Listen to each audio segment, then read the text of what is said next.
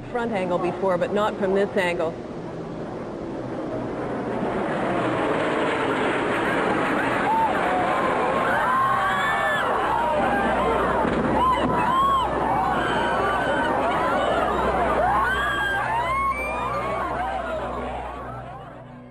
Hello, and welcome to Insanity Collection.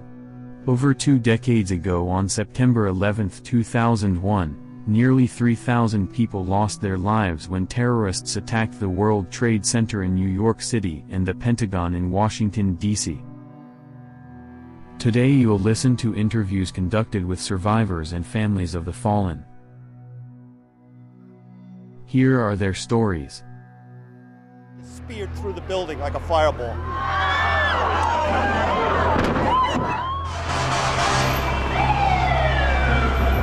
You know, you can see the cut of the incision into the building is sideways, so the plane was slightly on its side, and that's why it made me think maybe it was in distress. But then when it obviously hit, there was almost no doubt that it was intentional. On September 11, 2001, Esther DiNardo lost her daughter, Marissa. Esther remembers how on her last night, Marissa brought her to windows on the top of the World Trade Center to celebrate Esther's birthday. The last time I saw my daughter was the night before September 11. It was my birthday, and she asked me if I would like to go spend my birthday at the window of the world, and I said, yes, I like that. So we all went there, the whole family, and during the night we stopped by the windows. And I said, what a beautiful place. I feel like I'm up in heaven. It's so pretty.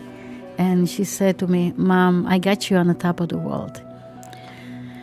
The next morning, when I saw the plane just hit the North Tower, and that's where she was, I said, I know Marissa's very strong. She's very soft heart, and she always helps other people. I says, probably she's helping somebody. Probably she got down. I could not think that she was not around anymore. About a year later, a policeman called me, and he said, your daughter's name was Marissa DiNardo? I said, yes. I said, why, you found something? He says, well, we found her pocketbook. He told me to go pick her up. And that's when I really felt that she was not here anymore, when I found the pocketbook.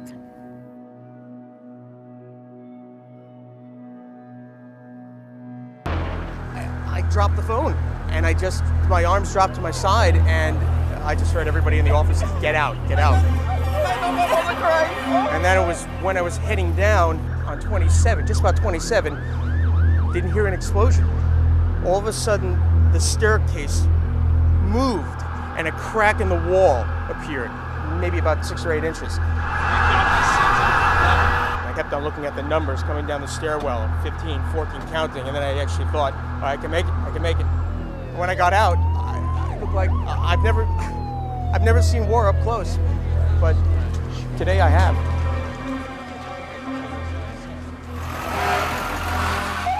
Off duty on that day, Firefighter Adrienne Walsh responded to the World Trade Center with the second wave of firefighters to leave FDNY Ladder Company 20 on Lafayette Street in Soho. In this interview, Lieutenant Walsh recalls the fall of the North Tower. You could see Manhattan and then not see Manhattan, and all of a sudden I looked up and there was just this explosion of confetti in the air. And I thought that was the strangest sight I had ever seen because, confetti, certainly if there was a parade or something that you had known of, but there was nothing that I knew of, and I thought that's bizarre. It was a tremendous amount of paper.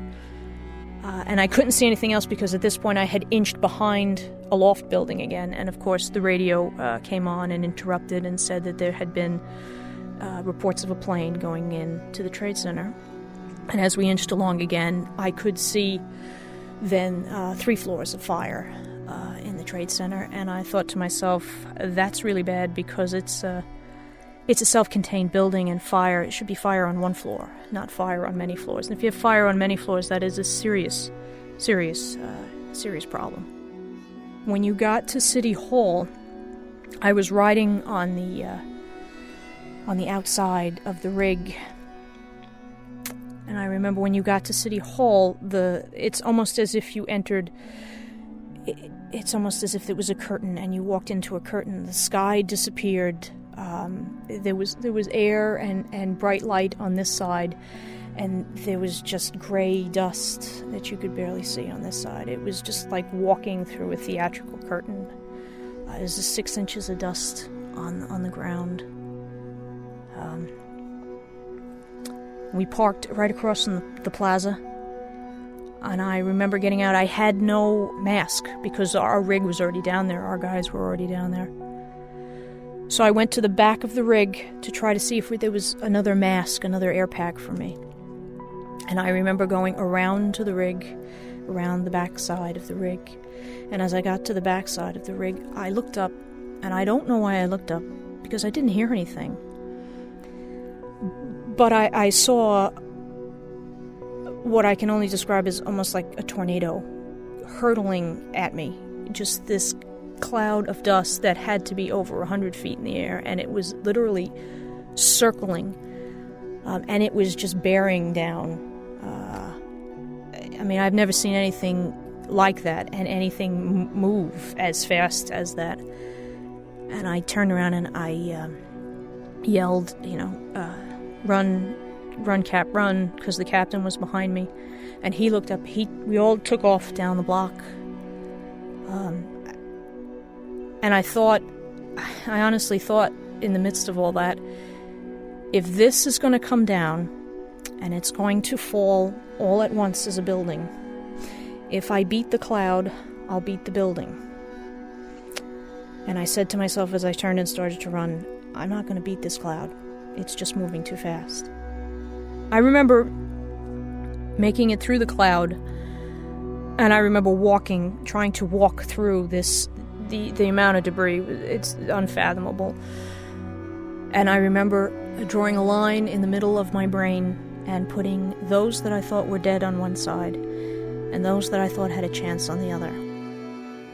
So that's going to go down like the first one. And it came down, and it was just this sound, this rumble, and this mass cloud coming at us. It's intense.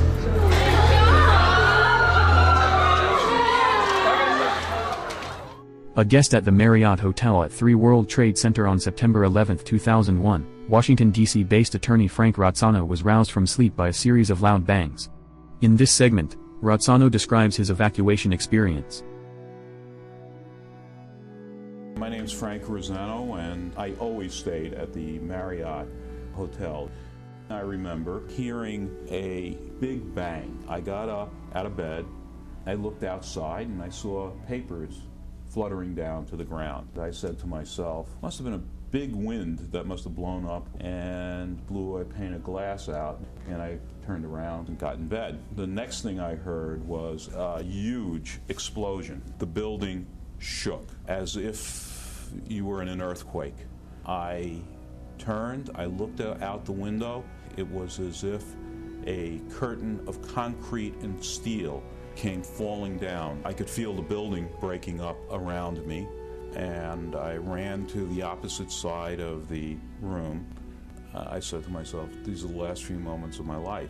I yell out into what was left of the hallway, is anybody there?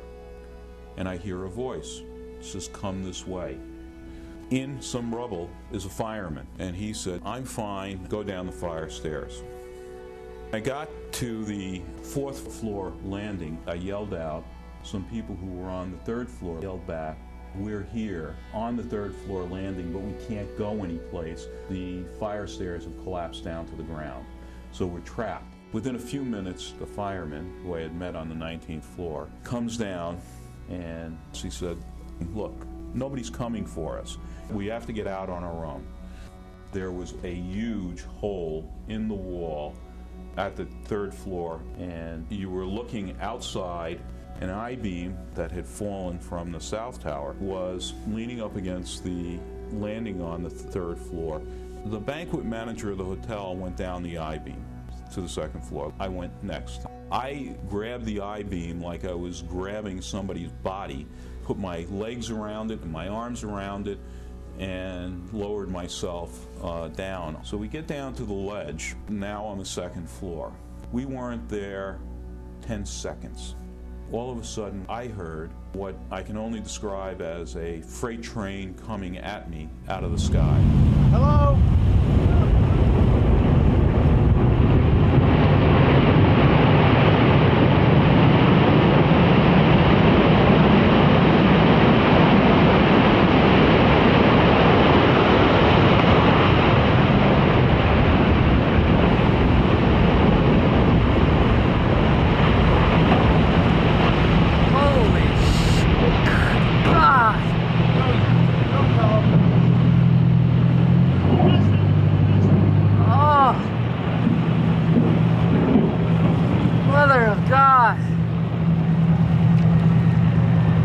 Those people running on the left, where the smoke is.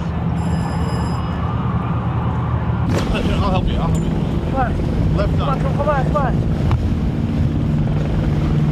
Okay, right now. That was the North Tower coming down. It was the floors pancaking, one on top of the other. Clack, clack, clack, clack, clack. We got buried under more rubble. And I remember saying to myself, you can't be lucky enough to survive it twice. And I started to pray.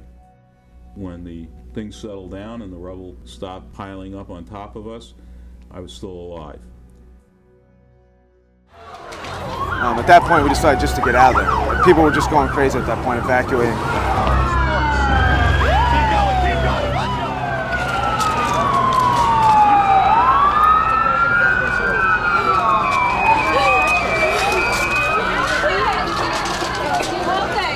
Everybody go straight. This ambulance is about 100 feet ahead.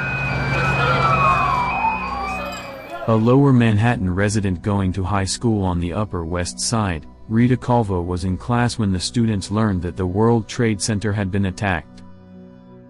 I'm Rita Calvo. I grew up in Tribeca. Me and my brother were part of the first Tribeca baby boom. It was a great place to grow up. Literally right in front of our windows was the World Trade Center. My whole life, I really enjoyed the World Trade Center. I enjoyed looking at it. I loved them at night, just seeing the patterns of the windows. And some offices, a whole floor would be lit up, and then other floors would just have a couple of lights here and there. I never, ever thought something would happen. There was no fear whatsoever.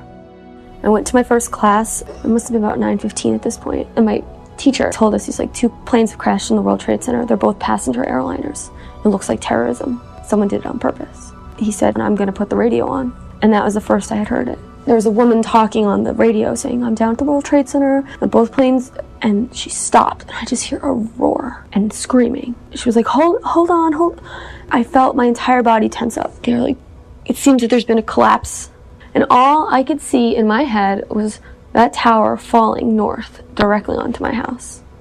And every single person in my class turned to look at me because I was the only person in there that lived downtown. I called my house. It kept ringing and ringing and ringing.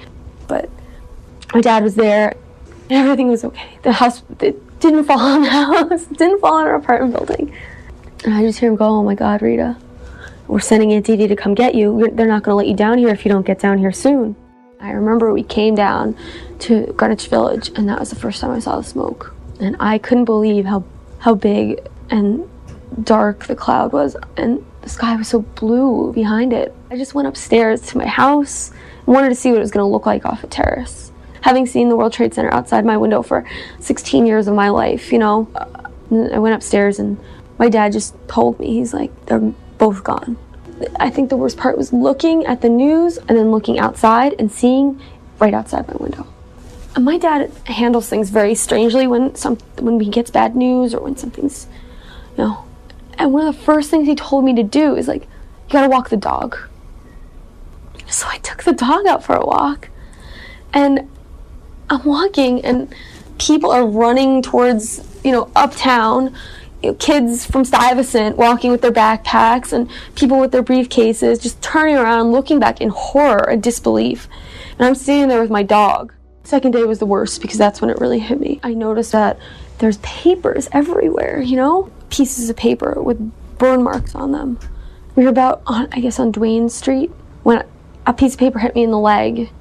I picked it up and it said World Trade Center 192nd floor. And it wasn't until I kept running into them that I started thinking, I was like, oh my God, these are from the building. And here's my dad, like, we should go to the supermarket. It was open, except there was no electricity. So everything, it's pitch black dark, everything's melting onto the floor. It was me, my dad, and my brother, like 8 firefighters who were looking for bottles of water.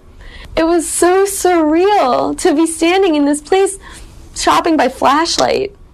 When I got home that day, I was covered in dust. Like, I could smell it. And apparently, which I only found out later, when my brother and I were still sleeping, my dad had gotten up and gone out and, using his New York Post press pass, had managed to finagle his way down below Chambers Street, where people weren't allowed. And he actually saw the buildings. And I think that really made him realize that, you know, it was time to leave. We couldn't stay down here.